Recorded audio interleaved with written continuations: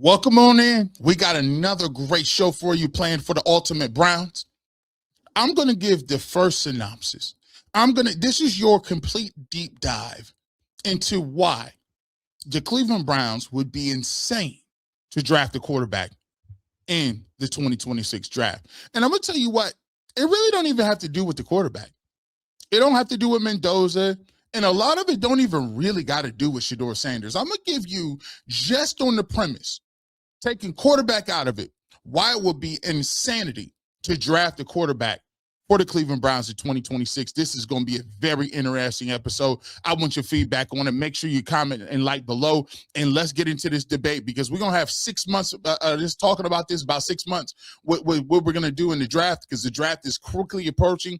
Pro days, all that stuff is coming up. We do have 3 more games left, but I'm going to let you know 3 reasons that have nothing to do with Shedeur Sanders or Fernando Mendoza that show why the Cleveland Browns would be insane to draft a quarterback in the 26th draft. We'll come back and do it on the fastest 30 minutes in all of sports. It's your boy G. Bush with the Ultimate Browns.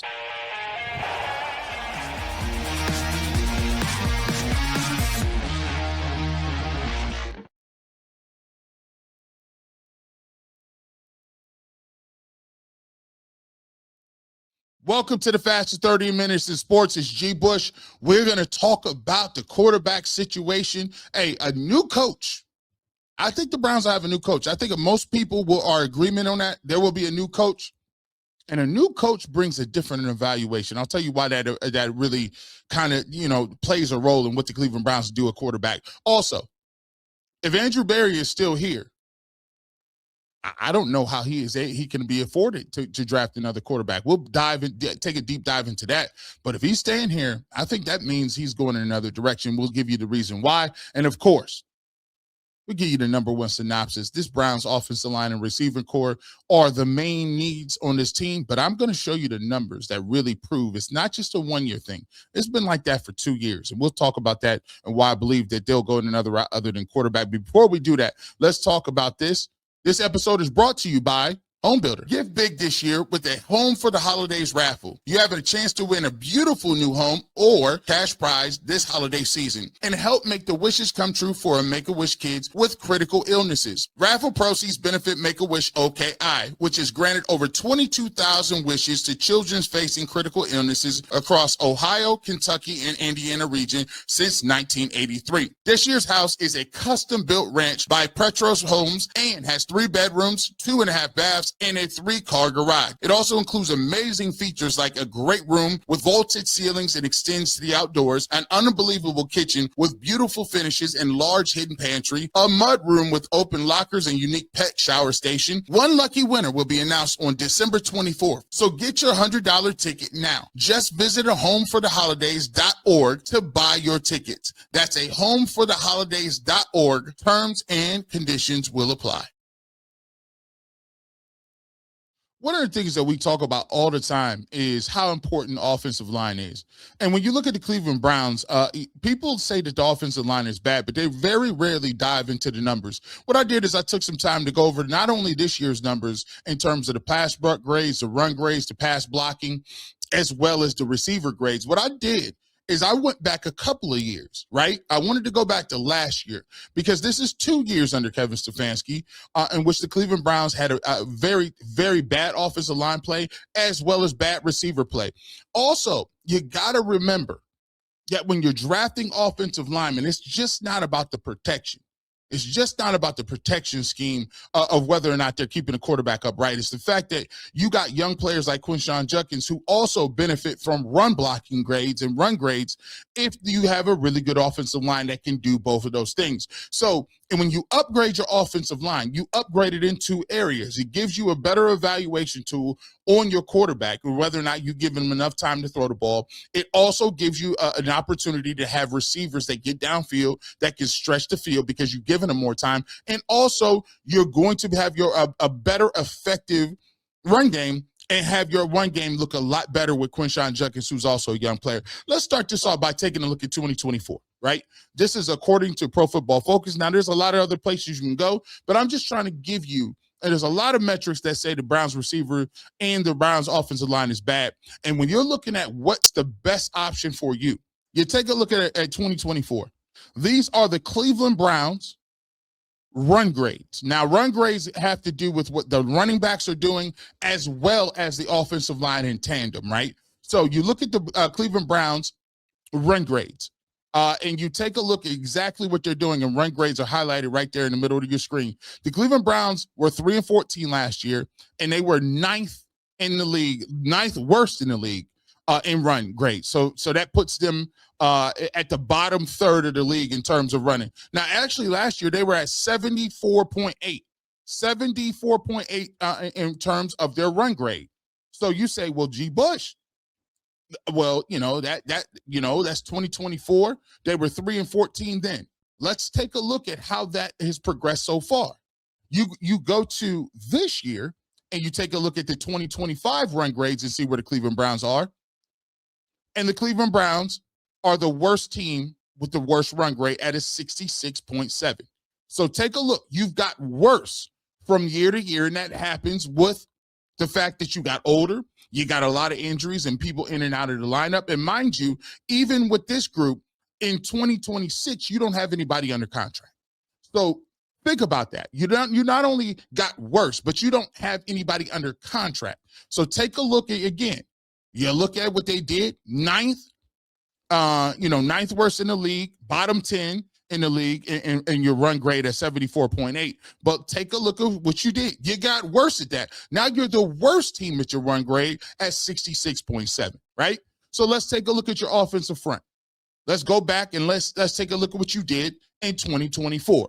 In 2024, your run block grade was third worst in the league. Third. The only teams that were worse than you were the New England Patriots, as well as the Tennessee Titans. That was 2024, right?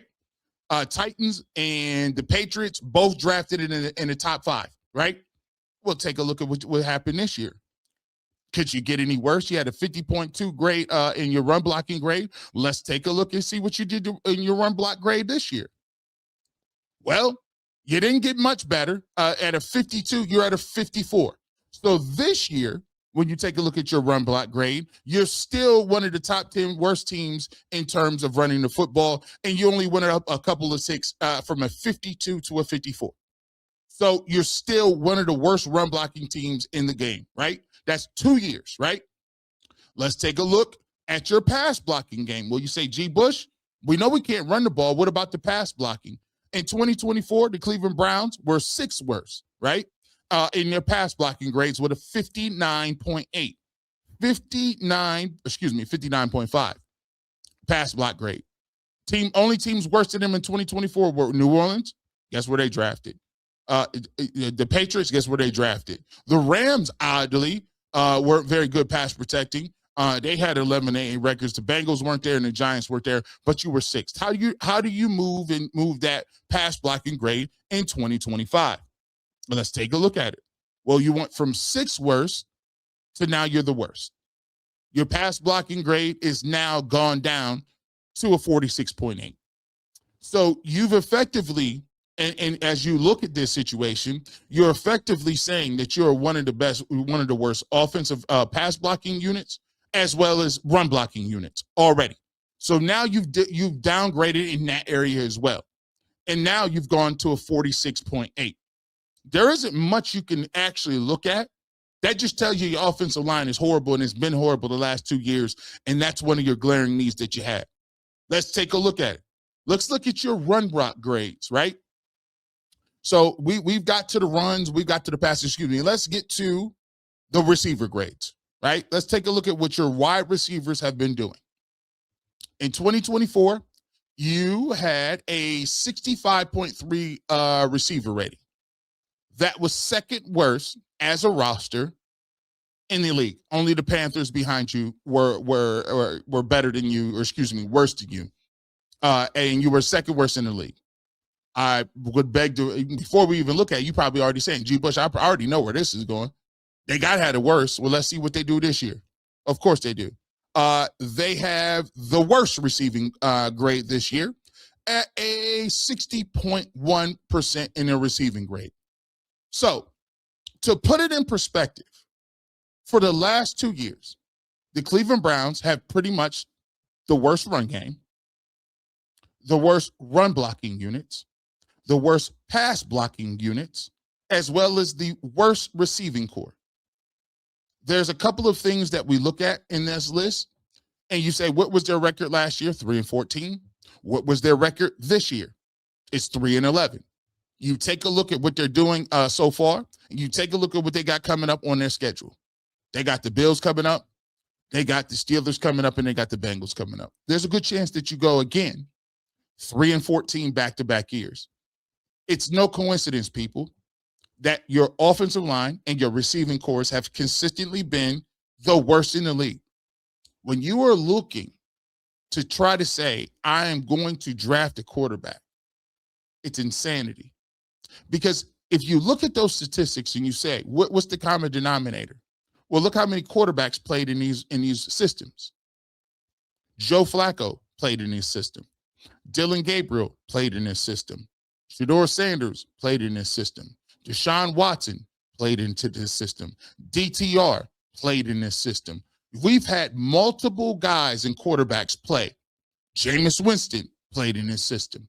Multiple guys play on this roster. And the common denominator between all of those guys, whether they were veterans, whether they were rookies, whether they were journeymen, scramblers, pocket passers, you know what all look the same? The results. And the results say that the Cleveland Browns are a 3-win football team. So if you want to continue to have the same conversations and swapping quarterbacks out, if you're not upgrading these rosters, if you're not upgrading the passing attacks, if you're not upgrading the line play, you're going to have a 3-win football team. And this has nothing to do with Shedeur Sanders. I'm just giving you the numbers. I'm just having an intellectual conversation that does not have any emotions. Take the emotions out of it. Take whether or not you feel like Shedeur Sanders is a franchise quarterback out of it. The thing that is evident and the thing that is obvious with these numbers are the Cleveland Browns have had one of the worst offensive units around the quarterback. And when people say, well, if you got the quarterback, that's all that matters. Guys, you're doing yourself a disservice intellectually when you have those conversations. Because when you talk about numbers, and I work with a lot of people that love analytics, but they love them when it works for them and they hate them when they don't. And right now, one of the conversations that I'm trying to have in the conversations that I argue and throw it out to you is, if you go draft whoever quarterback you want, and you're going to have a worse offensive line next year, and it's going to take the picks that you need in the first round to bolster your offense, bolster your team, and you're going to take those to draft another quarterback. Now, mind you, we just talked about using 3 first-round picks for Deshaun Watson. He's still on the roster. We talked about not having linemen. We took picks in the 3rd round and the 5th round, and and Shedeur Sanders and Dylan Gabriel, and we could have took picks with offensive linemen and other positions that we didn't take. So now you're advocating taking more picks and putting them around another quarterback, and you've put all these resources in your quarterback room already. Guys, that's a lazy analysis to me. Just because the quarterback is the main topic and the quarterback gets all the attention, to sit there and tell me that as Andrew Berry, whoever general manager is going to come in, that you're going to take your assets and put them in with another quarterback when you don't have enough assets in the offensive line room to field a team or to throw the receivers, I think that you're asking to get fired, and I think it's malpractice. If you really sit back and you really analyze it, if you really think about it, the Cleveland Browns aren't even in a position to take a quarterback if they wanted one. Even if they thought it was a franchise guy that was there and it was going to change the trajectory of what the organization is, I'm here to tell you, Andrew Berry, I don't even think is in a position to even make that move. Speaking of, that leads us to our next topic. If Andrew Berry is staying here, which I'm leaning towards saying Andrew Berry will be here next year, this is a tackle and receiver draft all day and twice on Sunday. And I'll give you the reasons why. You'll be kind of surprised why it makes very, very regular sense It ain't even over the top. This is just nuts and bolts, regular meat and potatoes, common sense here that they're not drafting no quarterback. And I'll tell you why when we get back. You're listening to the fastest 30 minutes in sports. You're listening to the Ultimate Browns. The NBA is back, and there's no better place to get into the action than FanDuel, the official sports betting partner of the NBA. Even if you missed the start of the game or want to ride the hot hand, FanDuel has live bets on everything from who will score next to fourth quarter comebacks. Plus, you can even combine your live bets into a same-game parlay for a shot at a bigger payout. It keeps every game exciting, especially when your team's making a late push. Right now, FanDuel is giving new customers $300 in bonus bets when the first $5 bet wins. So head on over to FanDuel.com/UCSS to sign up and play your game with FanDuel, the official sports betting partner of the NBA. Welcome back to the fastest 30 minutes in sports. Your boy G. Bush back at it again with the Ultimate Browns. We gave you one reason, and I think that there's no reason, and you'd be insane to draft a quarterback in 2026. I'll give you another reason. If Andrew Berry, which I do believe Andrew Berry, I would say, now, could they get rid of Andrew Berry? Sure. But the tea leaves that I read, given the fact that he's had this draft and given the fact that I think they will make a change at head coach, I think I would be leaning towards Andrew Berry staying here as the general manager. But if Andrew Berry is still staying here and he's the general manager, all it takes is for you to look at what they've done so far. And I would tell you, it points to them not taking a quarterback. Let me give you a very common sense answer here. If the Browns do keep Andrew Berry, let me roll with me here. Just let me roll with your boy G. Bush, and let me just give you some common sense stuff. If they do keep Andrew Berry and they move on from Kevin Stefanski, I've already told you, it's the domino effect. Remember? Follow the lead. Watch the scapegoat game. Guess what? It started, go back in the day. It started, if you really want to go back, it started with Odell Beckham Jr. They chose Odell to be scapegoated in the Baker situation. They kept Baker. Then, when Baker turned out not to be the guy, it was between Baker and Kevin Stefanski. Guess what? They said Baker wasn't it. They scapegoated him. Baker's up out of here. Then it got down to it. Kevin Stefanski was here. He was like, all right, let's get Deshaun Watson. When Deshaun Watson didn't work, what did they say? Deshaun Watson is the reason this thing all blew up. And guess who they scapegoated? Deshaun Watson. When Deshaun Watson went popping and they said, we got to make a change, we're going to get rid of Alex Van Pelt. They got rid of Alex Van Pelt. Then Kevin went back to his playbook. When AVP was gone, they said, bring in a new quarterback and new coordinator in Dorsey. They had him in the middle of the season. They transferred playbooks. Give it to Dorsey. And then when that didn't work, they scapegoated him, got him up out of here. If you keep going down the line, Stefanski got the playbook back again. Guess what? Hey, listen, we got Flacco, we got Pickett, we had the quarterback competition. That didn't work. They went to Dylan Gabriel. Dylan Gabriel's now out. Then they gave the playbook back. Guess who they gave it to? Tommy Reese. We're going to move this around. Now, it got to a point where Shedeur Sanders finally got in, and we started to see Flacco go to Cincinnati. He played well for a while. They said, oh, my goodness, how is he throwing for all these yards? And guess what? Eventually, it got to a point where Kevin Stefanski it was on him. He couldn't move the buck no more. He couldn't pass the buck. It looks like Kevin Stefanski will not be here after this year. Now, if Kevin Stefanski's gone, guess what? Who else they moved? They moved on from D. Podesta. So now that boogeyman is gone. Jay and Jason, D. Podesta is gone. Nothing here to see. If you thinking that Andrew Berry is the last man standing, do you think that Andrew Berry is going to have some leeway next year?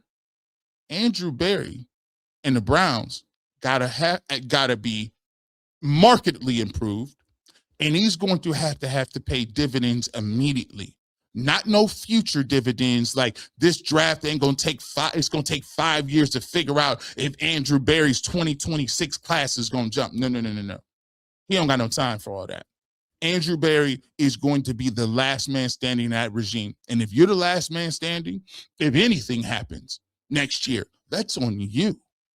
It'll be a first coach, new coach, or whatever. And that coach is going to have a long leeway. He's going to have a long track record. He get to do exactly what he wants to for about 3 to 4 years. all the pressure is squarely on the shoulders of Andrew Berry. So let me ask you a question.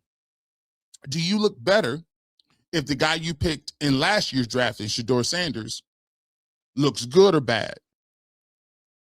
Looks good. Because if Shedeur Sanders is good, you can say, I've got us out of this position with Deshaun Watson. And on top of that, I found a franchise quarterback. Do you think that it's going to be better for Shedeur Sanders to succeed next year so you look good, or to go draft another quarterback who's probably going to win 4 games because he doesn't have infrastructure just like the rest of the quarterbacks did? This is easy money, guys. This is easy. This is not conspiracy theory. This is just regular nuts and bolts. If I'm Andrew Berry and I'm back next year, I got to win a certain amount of games. He just told you that 3 wins wasn't going to cut it. And if Kevin Stefanski gets fired after this year with 3 or 4 wins, what do you think the bar is going to be next year? You think that you can stay around with 3 or 4 wins? Well, then extrapolate. Do you think that Mendoza, with no offensive line, no receivers, and a worse position group, is going to get you 8, 9 wins? No, it's not at all. So how can Andrew Berry afford to go into a draft with glaring holes and no linemen signed, with 2 first-round picks, just to put those picks up and throw those picks up in the air and draft another quarterback when you've already allotted a guaranteed contract that you can't move in Deshaun Watson, Shedeur Sanders, and Dylan Gabriel, who are 3rd and 5th round picks? How could you theoretically go into that process and even do anything? And by the way, it's not that hard to glean at this, right? Guys, let's just break this down together. You might not know whether Shedeur Sanders can be a great quarterback in 7 games this year, but the great thing is you sure have a better idea if you got another 17 games in 2026. There's 2 things we know. We know that the owner likes Peyton Manning, loves what he has to say, and went to see Arch Manning this year. If Arch Manning is not coming out in this draft class, why would he not wait a whole nother year just to see if Shedeur Sanders can be good? By the way, if you do play Shedeur Sanders in 2026, you at least bring some eyeballs to the table. And if you go draft a tackle, and if you go draft a receiver, and those receivers and tackles turn out to be good with Harold Fannin Jr. and Quinshon Judkins progressing, all of a sudden now you have a 2nd-year Quinshon Judkins, a Harold Fannin Jr. who's now in his 2nd year, and Carnell Tate, or a great left tackle, and some young guys that are coming along, that if Shedeur Sanders is not the guy and he plays 17 games in 2026, well, now your infrastructure looks a lot better to draft a quarterback in 2027 now, doesn't it? And by the way, the more guys that you hit on, the more job security you have. Guys, if Andrew Berry is sticking around here, he's the last man standing. Why would he undercut his own picks by drafting another quarterback that another general manager might reap the benefits from? Does not make sense. And that's just reason number 2. I can go on. We got another one. Assuming that Andrew Berry is here and there is a new coach and Kevin Stefanski is gone, I'm going to tell you why a new coach is not necessarily going to be that enthused about jumping the gun on said quarterback.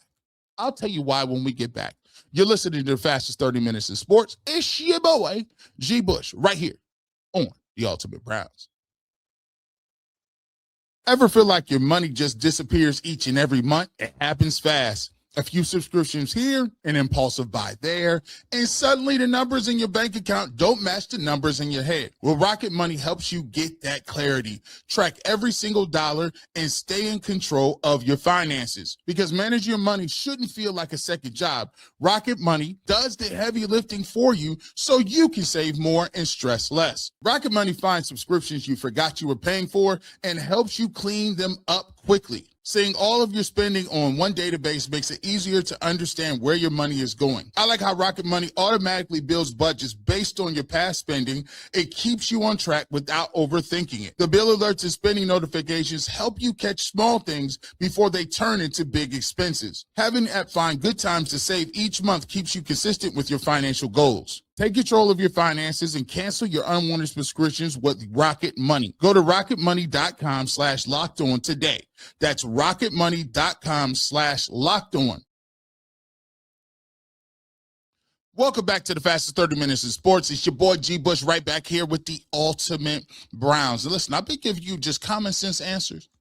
Three common sense. This ain't got nothing to do with the quarterback.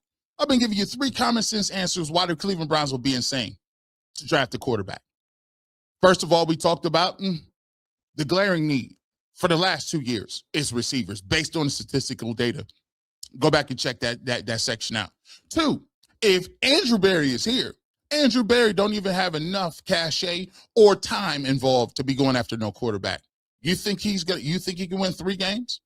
You think that he's not going to be the biggest name that's under the gun if he's the last man standing? Of course he is. He has to win games and develop quickly. And saying, I'm going to futurely just throw all my picks together, I'm going to mortgage these picks together to get a quarterback that it might not be better than the quarterback I got right now, is not a good thing for job security. Now let's talk about this. The new coach. I'm assuming Kevin Stefanski won't be back. If you're a new coach, your job this first year is to evaluate the talent on the first roster. Because let me tell you about how this works as a new coach. I'm not about to start my clock on a brand new quarterback right now. Let me show you how this works. If you are a coach, the thing that you could always hang your hat on and learn from Kevin Stefanski. Kevin Stefanski was here 6 years. And you know why Kevin Stefanski got 6 years on the job? It's because he kept his trump card in his back pocket. You say, what's the trump card, G. Bush? The trump card is any new coach automatically gets to hire or gets to choose his own quarterback. The job really don't start unless you're grossly incompetent. You're going to get at least one bite at the apple when it comes to picking your guy.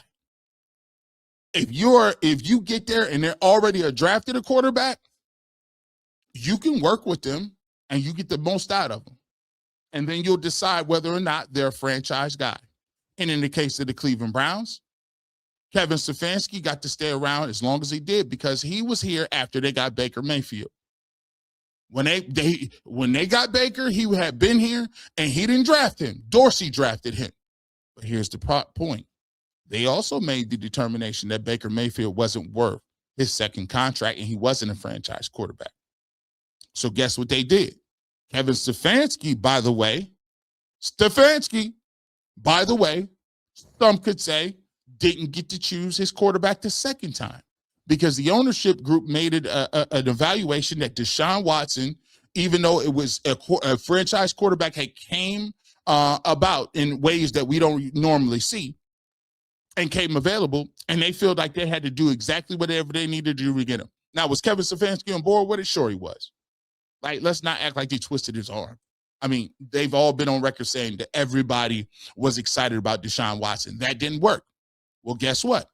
When the Deshaun Watson thing didn't work, Kevin Stefanski got last year and he got this year. And in this year, he said, who is this guy? They had the number 2 overall pick. He could have went in there and said, give me Jackson Dart. They could have done a lot of things. And you know what he said? Give me Dylan Gabriel. You see, your job actually starts. You're on the clock the second you pick your quarterback. When you put your stamp of approval on a quarterback, your time starts. Very rarely do you get 2 shots at a quarterback. Because if you miss on a first-round quarterback, that sets you back years. So if you're a new coach, and I come into this situation, and maybe I don't have I got a first round grade on Mendoza, but I ain't sold on him. I think he's cool. Maybe you think this is a quarterback class with one quarterback. And I take a look at the evaluation of this roster and I say, well, listen, man, even if I don't really love Shedeur Sanders or Dylan Gabriel or Deshaun Watson, that first year is a wash. That first year is a mulligan. The first year, I'm just trying to see what we got. I would rather go into this draft thinking like, 2026, I'm going to find out what we got in the room. 2026, I'm going to find out if we got something. And then I got a year of data. I got a year of being around the dude. And then I can make an informed decision going in 27 if I want to spend my wild card, my trump card on getting a quarterback. But if you want to come into this situation and you say, I'm staking my career on Mendoza, well, your clock just started because you will be attached to that quarterback. If Mendoza does not play well and he flames out at quarterback, chances are you're getting fired. That's what it is. You may get fired second. Andrew Berry will be the first dude to go, but you just cut one of your years in half if he ain't good. You went from, I got 4 years to make this thing happen, to all of a sudden you got 3. Because if he don't ball out that first year, you got to understand, you use those picks to trade up to go get him. So I ain't got an offensive line. I ain't got receivers. So now you might have had to trade something in the next year's draft to even get him. Okay? So now, next year in your second year, you ain't no good. Mendoza was getting knocked around. Now you got to go find linemen. You got 2 first-round picks? Nope. You got 1 first-round pick. Maybe you don't even have that if you got to package something.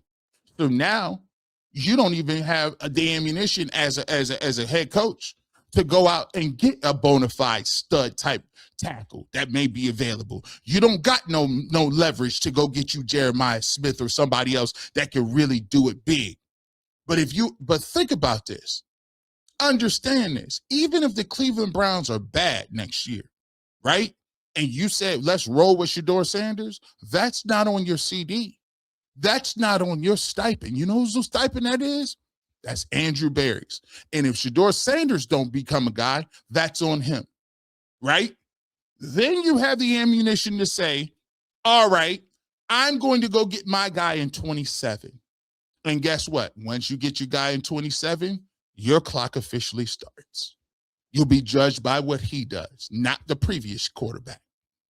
So if you're a new dude, why am I even thinking about it? I'm bolstering my situation. Look, I'm going to get these linemen. I'm going to get me a receiver so that even if Shedeur Sanders don't turn out to be the guy, okay, cool. But let me even tell you this. If Shedeur Sanders does turn out to be the guy, guess what I've done?